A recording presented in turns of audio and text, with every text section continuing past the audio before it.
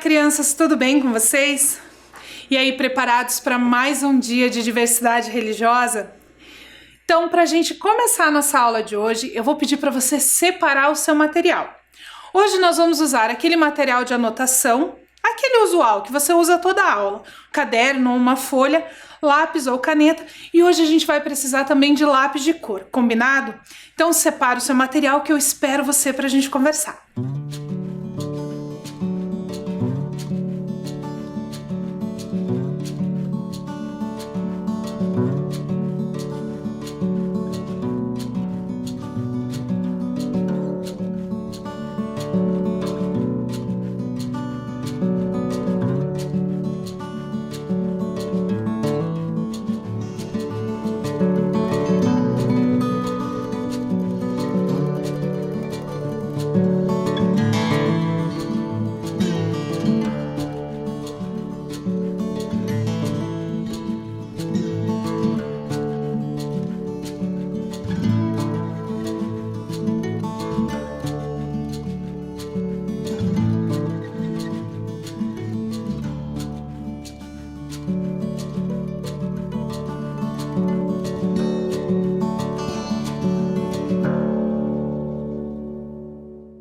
Na semana passada, nós estávamos falando sobre ideias de divindade dentro da cultura oriental, você se lembra?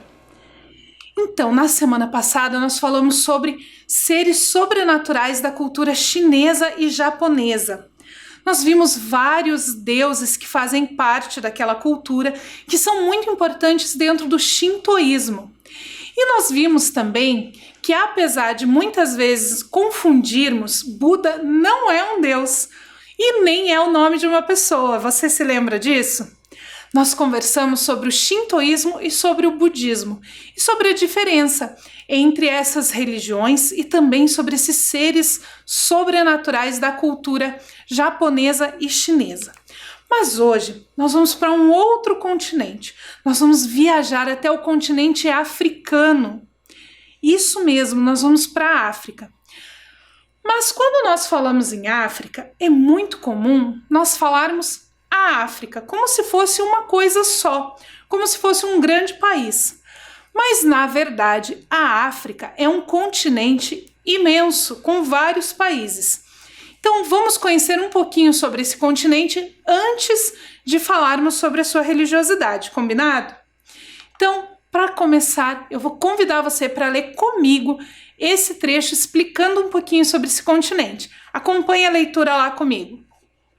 A África é o terceiro continente em extensão territorial, com 30 milhões de quilômetros quadrados, ocupando 20,3% da área total da Terra. Muita coisa, não é mesmo? Se nós pensarmos na África como um continente, nós vamos ter que lembrar também que a África é composta por inúmeros países e que cada país tem a sua língua, a sua cultura e a sua religiosidade. Nós vamos aprender agora um pouquinho sobre essa religiosidade do continente africano.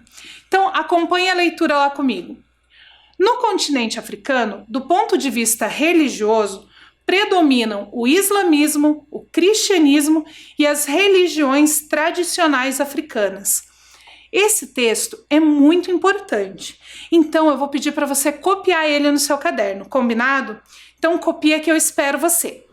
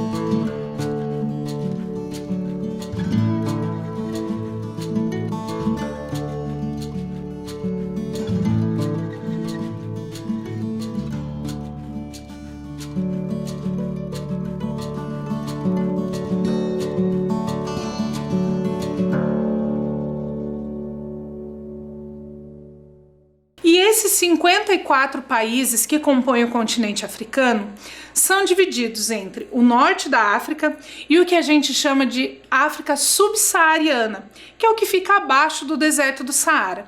As religiões também se desenvolvem meio que divididas aí nesse espaço.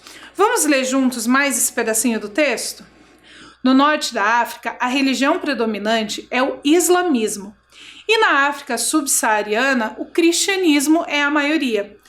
Na Etiópia, por exemplo, se encontram as igrejas cristãs mais antigas do continente. E essas igrejas cristãs, elas são católicas e também protestantes. Os protestantes também estão presentes no continente africano, pela colonização inglesa, alemã e holandesa naquele continente. Então, quando os imigrantes foram para a África, para essa colonização, eles levaram também a sua religião, como nós já vimos que aconteceu aqui no Brasil. Lembra que nós falamos, quando nós estávamos conversando sobre os cristãos, que quando os portugueses vieram colonizar o Brasil, eles trouxeram junto o catolicismo? Na África aconteceu um processo muito semelhante. Então, no norte da África, nós temos uma presença muito forte dos muçulmanos, e na África subsaariana, os cristãos católicos e protestantes. Quando os negros foram escravizados e trazidos aqui para o Brasil, muitos eram muçulmanos e trouxeram também o islamismo junto aqui para o nosso país. Então, o islamismo no Brasil, ele se constitui pelos imigrantes que vieram, os imigrantes árabes que vieram da região do Oriente Médio, mas também muitos dos negros escravizados trouxeram o islamismo na bagagem. E essas religiões estão presentes lá, mas nós temos religiões tradicionais. Vamos ler mais um pedacinho do texto comigo? Acompanha lá. As religiões tradicionais africanas continuam sendo praticadas pelas comunidades e mesmo por aqueles que migram para a cidade ou para outros países. E é sobre essas religiões tradicionais que nós vamos conversar hoje. Quando os negros foram escravizados e trazidos para o Brasil, eles trouxeram a sua religiosidade na bagagem. Vieram os muçulmanos, que trouxeram o islamismo, mas também vieram as religiões tradicionais, que aqui no Brasil deram origem a uma religião que nós vamos conhecer no vídeo que eu vou te convidar para assistir agora. Presta atenção nesse vídeo.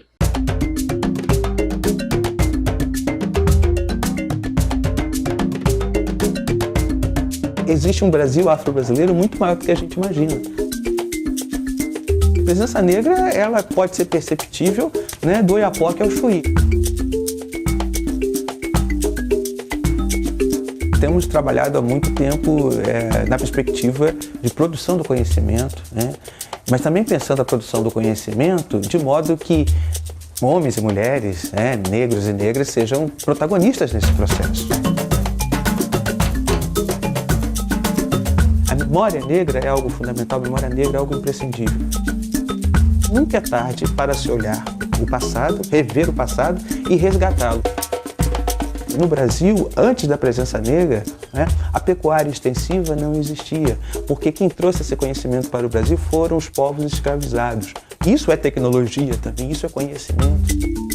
O equívoco de se achar ainda que essa contribuição foi apenas braçal é um dano à compreensão dessa existência, dessa presença no país. Então é importante que a gente também tenha a oportunidade de rever esse olhar, sair desse lugar folclorizante para entender o significado deste conhecimento. O que é este conhecimento de matriz africana?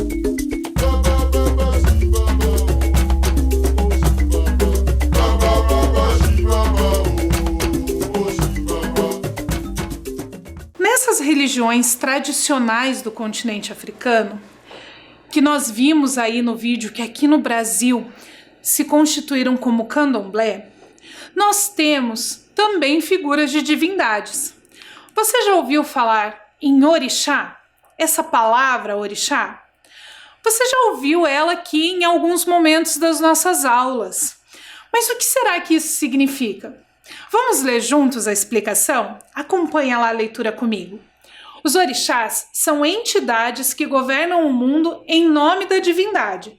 Representam elementos da natureza ou poderes primordiais e estão relacionados com os antepassados míticos. Então, esses orixás, que são essas entidades, nessa definição de Claude Lepine, vão governar essas forças da natureza em nome da divindade. Essa divindade criadora de tudo, esse orixá que é o criador do universo, é Olorum, que a gente vê aí nessa imagem. Olorum, segundo a mitologia iorubá, é o criador dos orixás e de tudo. Ele é esse Deus supremo. Lá no continente africano, existem muitos orixás, mas aqui no Brasil, nós temos 16 que são conhecidos, 16, em algumas comunidades 17, que são bem conhecidos do candomblé e que nós temos também alguns cultos, alguns filhos desses orixás aqui no território brasileiro. Vamos conhecer alguns desses orixás? Então eu vou fazer assim, eu vou te mostrar a imagem do orixá e contar para você um pouquinho sobre ele, combinado? O primeiro que nós vamos ver é Oxalá. Oxalá, o grande orixá, é um deus muito importante no panteão iorubá, pois ele é o criador da humanidade. Também é chamado de Obatalá, que significa rei do pano branco. Além da cor branca, representa a pureza e o princípio de tudo. Então, nós temos Olorum, que é o Deus Supremo, criador de tudo, e o Oxalá, que é o criador da humanidade. Nós temos também Ossain. Ossain, também chamado de Ossanha, é o orixá das folhas, conhecido por sua capacidade de revigorar ou afastar a morte por meio do uso de ervas medicinais. Muitas das ervas medicinais que a gente conhece hoje, que aquela senhorinha da comunidade receita quando a gente está com uma dorzinha de barriga, vem desse conhecimento ancestral dos africanos. Então, esse orixá Ossain é o orixá regente dessas folhas e dessas ervas medicinais. O próximo que nós vamos ver é Ogum. Ele é o orixá da guerra, das lutas, geralmente representado com uma espada na mão. É o deus da metalurgia, por ter recebido do grande pai Olodumaré a incumbência de governar o ferro e todas as coisas que pode ser feita a partir do ferro. Então Ogum é esse guerreiro que comanda aí o ferro, a metalurgia. O próximo que nós vamos ver é ligado à natureza, às matas, que é Oxóssi. Oxóssi é o orixá da caça. Por isso, quem é filho de Oxóssi está ligado ao mato, à floresta. De um modo geral, esse orixá está ligado à provisão de alimentos e à fartura. E nós falamos que esses orixás são ligados às energias da natureza, certo? O próximo que nós vamos ver é ligado ao arco-íris, que é o Oxumaré. Oxumaré é o orixá do arco-íris. Segundo a mitologia iorubá, é o criador encarregado de transportar água da terra para o palácio de Xangô, que fica no céu. Então, através do arco-íris, ele transporta essa água da terra até o céu, onde fica o palácio de Xangô. O próximo que nós vamos ver é Oxum. Oxum é o orixá dos rios e das fontes. É a deusa do rio Oxum, que fica no sudoeste da Nigéria, na África. Assim como Iemanjá, que é a deusa dos mares, Oxum é a deusa das águas doces, também conhecida por ser a divindade da beleza e do amor. Ela sempre se veste de dourado, como nós vimos aí na imagem. A próxima que nós vamos ver é Iansã.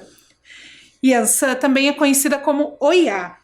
Ela é a orixá dos ventos, das tempestades e dos raios, responsável por guiar os mortos em sua viagem a Orum, que é o mundo dos deuses. Por isso, Iansã é a orixá responsável pelas cerimônias fúnebres, onde se fazem oferendas festivas à pessoa que acabou de falecer.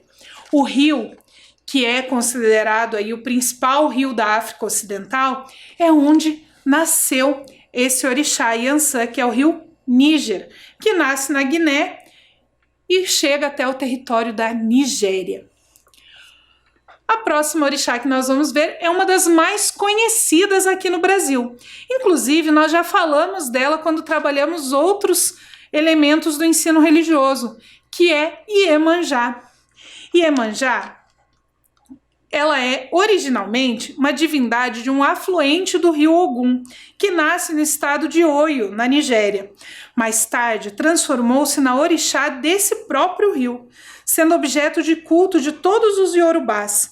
De acordo com o sociólogo Reginaldo Prandi, autor do livro Segredos Guardados, Iemanjá é um orixá que ganhou poder ao longo do tempo, mesmo antes de chegar ao Brasil. Aqui, tornou-se a divindade das águas salgadas, é a rainha do mar, mãe protetora dos pescadores, reverenciada não só pelos filhos de santo, sendo talvez a orixá mais popular de todo o panteão africano. E ela recebe vários nomes, inclusive em Nagô o seu nome é Yeyé, que significa mãe dos peixes. Uma outra orixá que é bem conhecida aqui no Brasil é Obá. Obá é a divindade do rio que tem o seu nome, principal afluente do rio Oxum na Nigéria. É uma das esposas de Xangô, representando o amor e a fidelidade conjugal. Outro orixá que também é cultuado no candomblé aqui no Brasil é a Aganju. Aganju é o orixá do fogo e dos vulcões, e por isso muitas vezes ele é confundido com Xangô. Segundo a mitologia, Aganju é um guerreiro muito velho e, tal como a lava dos vulcões, vive no fundo da terra, de onde só sai de vez em quando. Um outro que na verdade não é um orixá, são dois, porque eles são gêmeos, que é bem conhecido aqui no Brasil, são os Ibejis. Os Ibejis são orixás gêmeos, protetores das crianças. O seu símbolo é o tambor. Por habitarem os caminhos, atribui-se a eles o poder de proteger também os andarilhos. O próximo e último que nós vamos ver hoje é Euá, orixá das fontes. Ela é a mãe dos gêmeos Ibejis. Certo dia, Euá levou seus filhos para buscar lenha no meio do bosque e não conseguiu encontrar o caminho de volta. Implorou ao Deus Supremo Olorum que os ajudasse e não permitisse que seus filhos morressem de sede. Então, Olorum transformou as mãos e braços de Euá em fontes de água para matar a sede dos gêmeos. Então, esses que nós vimos são alguns dos orixás do panteão africano. Eles servem para nos mostrar como funciona essa ideia de divindade dentro dessas religiões tradicionais africanas que deram origem ao candomblé aqui no Brasil. Aqui no Brasil, os orixás não vão aparecer só no candomblé. Eles vão aparecer também em outras religiões, como a Umbanda, tambor de crioula, tambor de mina e várias outras religiões. O candomblé surge aqui no Brasil, mas nós temos em outros países da América outras religiões que também vieram dessas religiões tradicionais africanas e também cultuam os orixás, como o candombe, a santeria e o próprio voodoo. Mas nós temos uma coisa bem interessante com relação às religiões tradicionais africanas e o próprio candomblé. Nós não temos a presença de um livro sagrado. Quando nós falamos sobre o cristianismo e sobre as religiões ocidentais, nós vimos que no cristianismo nós temos a Bíblia, no judaísmo nós temos a Torá, no islamismo nós temos o Alcorão, nas religiões orientais nós temos vários livros. A religião africana é de matriz oral. Nós não temos um livro sagrado que conte essas histórias. A tradição oral fez com que essas histórias seguissem de geração em geração. Por isso, muitas vezes, uma casa de candomblé no Rio Grande do Sul conta a história de um jeito. E uma casa de candomblé que fica no Amazonas vai contar a mesma história de um jeito um pouquinho diferente. Mais ou menos como nós vimos que acontecia na história do boi, quando nós trabalhamos com as festas religiosas populares. Lembra que apesar de os personagens serem os mesmos, dependendo do estado do Brasil, recebia outro nome e se contava um pouquinho diferente? Com a tradição oral, isso acontece? Porque não tem um livro que seja reproduzido para ser seguido. As histórias são contadas de um para o outro. E na tradição oral não são só histórias que são contadas. Nós temos uma coisa que nós já trabalhamos nas aulas de ensino religioso: os provérbios, os ditados populares. E as comunidades africanas também têm os seus provérbios, os seus ditados populares, que têm como função passar ensinamentos para as pessoas, não só de ordem religiosa, mas ensinamentos para a vida. E hoje nós vamos conhecer alguns desses ditados, desses provérbios africanos. Combinado? Então, pega o seu caderno que você separou no início da aula e nós vamos copiar alguns desses provérbios que você vai ilustrar depois, combinado? Então, a primeira coisa que você vai copiar lá no seu caderno é: os povos africanos, assim como tantos outros, utilizam-se de provérbios para passar ensinamentos. Então, copie esse enunciado lá no seu caderno.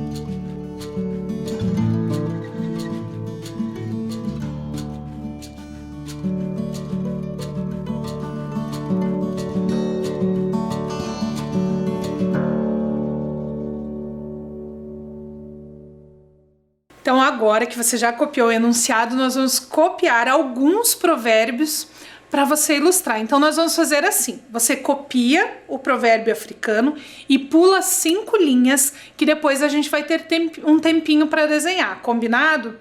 Então, o primeiro provérbio que você vai copiar é: o macaco, mesmo coberto com a pele de um carneiro, é sempre um macaco.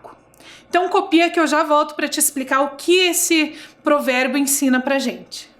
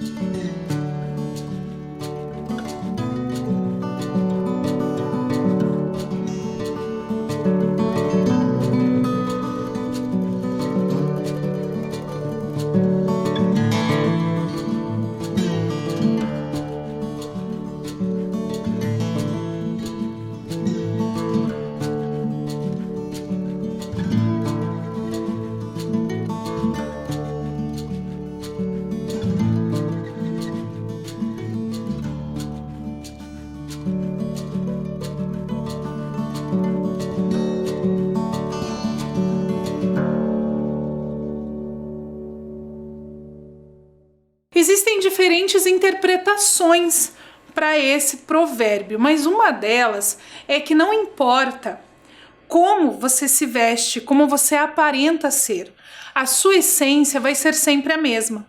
Então, por mais que o macaco esteja vestido com a pele de um carneiro, ele não deixa de ser um macaco. Então, muitas vezes, as aparências podem até tentar nos enganar, mas a essência é a parte mais importante. O próximo provérbio que você vai copiar diz o seguinte: pouco a pouco a lagarta consegue devorar a folha de uma árvore. Então, copia lá esse provérbio e aí a gente volta para falar um pouquinho do que ele significa.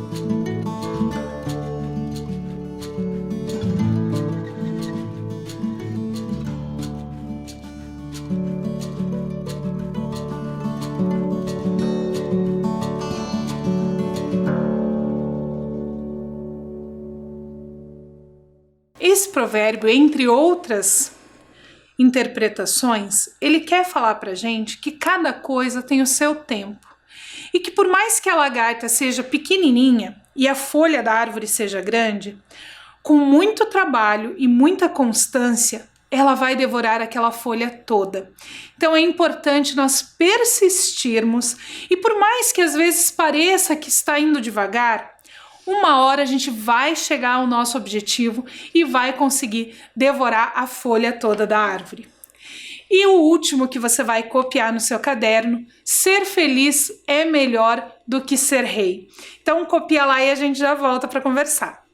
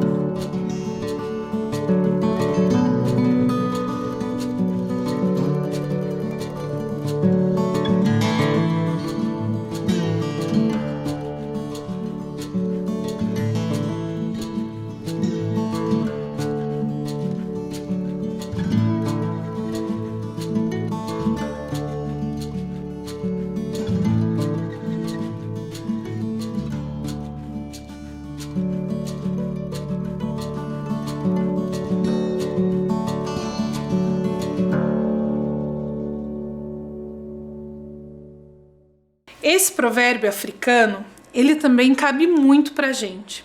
Ser feliz é melhor do que ser rei. Muitas vezes, um rei tem tanta responsabilidade, tanta coisa para fazer, tanta coisa para resolver, que ele não tem tempo para ser feliz. E muitas vezes a gente passa a nossa vida toda tentando ganhar muito dinheiro para viver como um rei e se esquece das coisas importantes e das coisas simples. Nós já conversamos sobre isso em várias aulas, da importância de ouvir as pessoas, de estar junto com as pessoas que a gente gosta, de coisas simples, como às vezes observar uma planta crescendo, uma semente, né, dando origem a essa planta, e que muitas vezes, por estar nessa busca por ganhar dinheiro, por ser rico, por viver como um rei, nós nos esquecemos. Então, a gente tem que aprender desde pequenininho a valorizar as coisas simples e importantes da nossa vida, porque são elas que vão fazer com que a gente seja feliz. E agora, eu vou dar um tempo para você ilustrar esses provérbios. Lembra que eu falei para você pular algumas linhas? Então agora você vai desenhar esses provérbios e aí a gente volta, combinado? Vou te dar um tempinho para desenhar.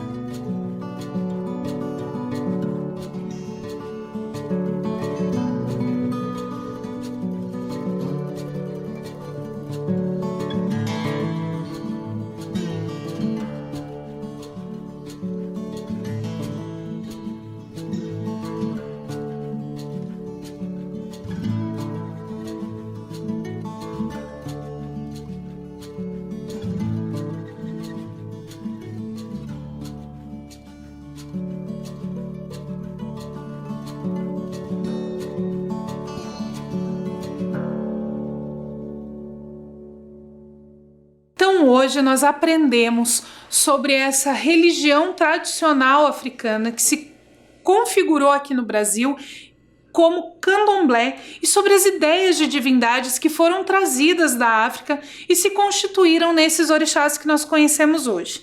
Na semana que vem, nós vamos voltar para falar mais um pouquinho sobre essas ideias de divindade dentro da cultura africana, mas falando de outras religiões que também se constituíram aqui no Brasil, explicando um pouquinho de uma palavra que nós já vimos em outra aula. Lembra da palavra sincretismo? Nós vamos retomar ela na semana que vem, falando mais um pouquinho sobre essa tradição africana trazida para o Brasil, constituindo novas religiões e novas ideias de divindade. Então nós encerramos a nossa aula hoje, lembrando de lavar bem as mãos várias vezes por dia, tomar muita água e espero que vocês fiquem bem para nós nos encontrarmos na semana que vem com mais conhecimento sobre diversidade religiosa. Até lá!